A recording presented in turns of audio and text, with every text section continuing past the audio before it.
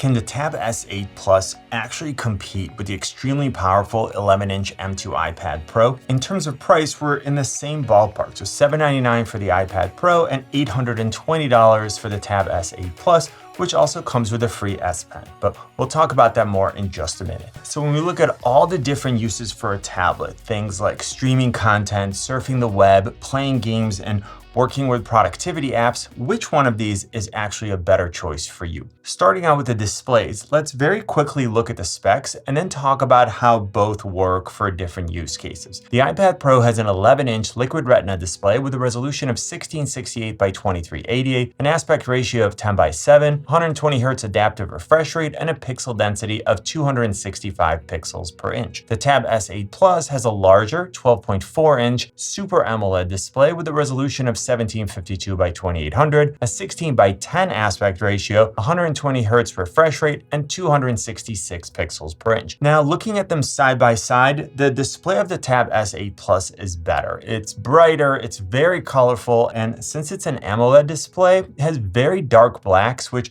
in turn create more of a punchy image with very nice contrast. When you're watching movies or videos, the 16:10 aspect ratio is closer to the aspect ratio of the content, so you end up getting a larger image with much smaller black bars on the top and the bottom. If you stretch the image out to fill the screen, there's a much smaller crop on the Tab S8 Plus. If you're using these tablets to take notes or do anything else in portrait mode, then they're about the same width, so there's not much of a difference. But at the same time, you can see more on the Tab S8 Plus without having to scroll because it's taller. Now, both tablets can go to 120 Hz, which is great, but only the iPad Pro has an adaptive refresh rate. The Tab S8 Plus can be set to 60 Hz or 120 Hz, and it remains in that mode until you change it. The iPad Pro has Apple's ProMotion, which automatically adjusts in real time based on what you're doing. So if you're reading or looking at static content, it can reduce the refresh rate to 24 Hz and save on battery life. But if you're opening and closing apps, if you're navigating through the home screen, scrolling through a website, gaming, or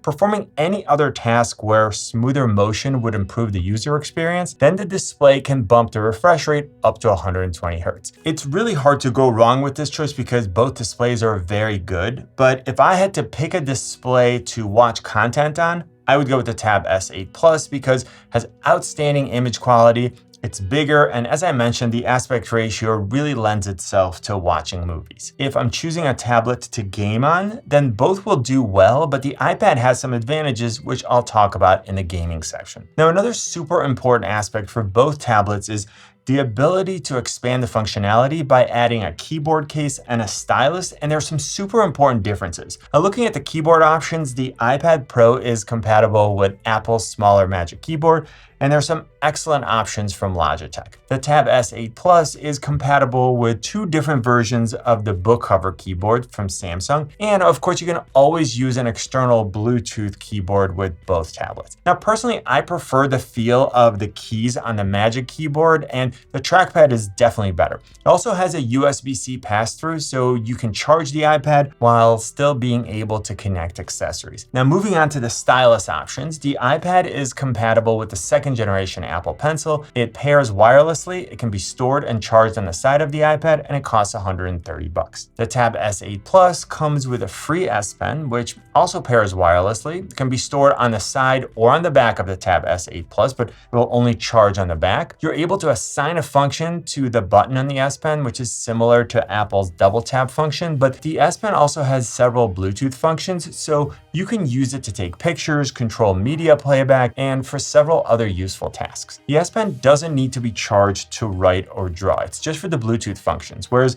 the Apple Pencil does need to be charged in order to work at all. Now, practically speaking, this isn't a meaningful difference to me because the Apple Pencil is always charging while it's being stored, and the battery lasts forever, but I still wanted to mention it. Both devices have fully laminated displays, so the content looks like it's right on top of the glass, and the tip of each stylus looks like it's touching the content that's being created. Now, in both cases, latency is very low, but the actual drawing or writing experience is quite different. The S Pen has a softer tip, so when it hits the glass, it gives a little. and it feels more like you're writing on a full pad of paper where the pages compress as you press down. The Apple Pencil has a firm tip, so it's a little harsher when it hits the glass, and it feels like you're writing on a single sheet of paper that's placed on a hard surface. Now, one isn't objectively better than the other for every use, and it's going to come down to which one feels better to you, so hopefully this description was helpful. Now, if you draw or write on your iPad and you want to improve your experience, you should check out the Pro Bundle from today's sponsor, Paperlike. It comes with this thing, which is an absolute game changer. So first of all, we're talking about Paperlike 2.1, which is their newest version, and it doesn't just give you that feeling and precision you get from using paper. What's really cool with this newer version is that it's more transparent. Paperlike is using a new composite and better nanodot distribution. And by the way, nanodots are the small microbeads that are spread across the surface of the screen protector, and that's what gives you that feeling of friction or resistance, and it lets you write or draw in a more natural way. What's super important here is the composite that's being used and the accuracy of the distribution. It makes the product thin and more transparent, so the image on your iPad doesn't look cloudy. The Pro Bundle also includes 2 charcoal-colored Paperlike Apple Pencil grips for better comfort and precision. They work with the first and second generation Apple Pencils, and they're compatible with double tap gesture and magnetic charging. And then you get this all-in-one cleaning kit, which is a microfiber spray bottle that safely removes dust, grime, and skin oils, and it's safe for all your electronic devices, not just your iPad. So get the Paperlike Pro Bundle today by clicking the link in the description, and thank you to Paperlike for sponsoring this portion of the video. Now, in terms of size, the 11-inch iPad Pro is definitely smaller, which makes it a little more portable. Not really enough to make a meaningful difference to me, but worth mentioning. Looking at the design, these two tablets are quite similar, and both have a premium look and feel. We've got machined aluminum all the way around, rounded corners, flat edges, and the bezels are approximately the same on both devices. We're getting 4 speakers, 2 on each side, and I have to say that both sound really good for tablet speakers, but the Tab S8 Plus speakers sound slightly louder, they have more presence to them, and there's a bit less distortion at full volume. So if you're looking for the better audio quality, the AKG tuned speakers with Dolby Atmos support on the Tab S8 Plus are it. Now, both tablets have a USB-C port. The one on the Tab S8 Plus is 3.2. The one on the iPad Pro is a more powerful Thunderbolt/USB 4 port. This more powerful port has faster transfer speeds. So if part of your workflow involves transferring a large number of photo or video files to and from your tablet, you'll appreciate the additional bandwidth of the iPad Pro. For biometric authentication, the iPad Pro uses Face ID with the True Depth front-facing camera. The Tab S8 Plus uses less secure facial recognition, but also offers an on-display fingerprint sensor, which has worked great for me. Ultimately, the iPad Pro's Face ID is more reliable and more secure than facial recognition on the Tab S8 Plus, and at the same time, I really like the on-display fingerprint reader, so it really comes down to what you value more. Now, the one important advantage of the Tab S8 Plus is that it has a micro SD card slot, which allows you to expand the internal storage by up to 1 terabyte. You can use this space for files and for some apps, which makes it a much less expensive way to add storage when you compare it to the cost of expanding the internal storage on the iPad Pro. Not every app can be moved over, but the majority of the apps and games that I tried had that option. And speaking of configuration options, the iPad Pro comes with the M2 chip. Every model up to 512 gigabytes of storage comes with 8 gigs of RAM, and the 1 and 2 terabyte models come with 16 gigabytes of RAM. Now, the Tab S8 Plus comes with the Snapdragon 8 Gen 1 chip, and both the 128 and 256 gigabyte models come with 8 gigs of RAM. I'll quickly show benchmarks for those of you who are interested, and since the M2 is the most powerful chip in any tablet, it's no surprise that the iPad Pro comes out ahead. But what about real life use? I've had both of these tablets since the day they were released, and both feel fast during everyday use. Apps open very quickly, you can switch between them, you can have lots of tabs open on your browser, and we'll talk about gaming performance later later on in the video. Now, both tablets also have some very impressive multitasking capabilities. With the iPad Pro, you can have two apps open side by side in split view, you can have slide over windows, and you can have a pop-up window in the center. The Tab S8 Plus allows you to have three apps open at the same time, and you can resize each window to get the configuration that works best for you. Both tablets can also be used as a second display for your laptop or desktop. Apple calls this feature Sidecar and Samsung calls it second screen. An advantage of the Tab S8 Plus is that you can boot it in DeX mode, which gives you a desktop-like user interface with a taskbar, desktop icons, and floating windows. You can even pair a keyboard, a mouse, and an external monitor for an extremely powerful dual display setup. Apple did release Stage Manager for the iPad Pro. It means that you can finally connect an external display without black bars on the left and the right. You can also extend your desktop to the external display and move apps and windows to it for a true dual display setup. I really like seeing Apple continue to expand the capabilities of the iPad. I love how fluid and seamless multitasking is, and at the same time, the Tab S8 Plus is still the more capable option. But the next important consideration is the available apps. There are lots of apps in the Galaxy Store, the Google Play Store, and the Apple App Stores. So the majority of users are easily going to find what they need. Some creative-specific apps like Affinity Photo and Procreate are only available for the iPad. So if you absolutely need those two apps, go ahead and get yourself an iPad Pro. LumaFusion, which has always been an iPad-only app, is now available for Android, which is great news. And at the same time, Apple just announced the Final Cut Pro for the iPad is right around the corner. Notability is only available for the iPad, but GoodNotes has a beta Android version, and Samsung Notes is actually an outstanding option, and it comes included with the Tab S8 Plus. As far as operating system support, Apple has always provided excellent long-term support. Samsung took a good step forward with the Tab S8 line of tablets, which will now give you 4 years of OS updates and 5 years of security updates. But Apple still has the edge here with even longer support. For example,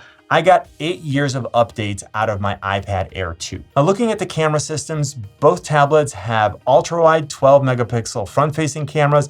The iPad Pro can record it up to 1080-60, and the Tab S8 Plus can go up to 4K 60. And here's a quick comparison. Here's a camera and microphone comparison of the 11-inch M2 iPad Pro and the Tab S8 Plus. This should give you a pretty good idea of the type of image quality that you're going to get out of these two tablets and the type of audio quality that you should expect. Both tablets also have a video tracking feature.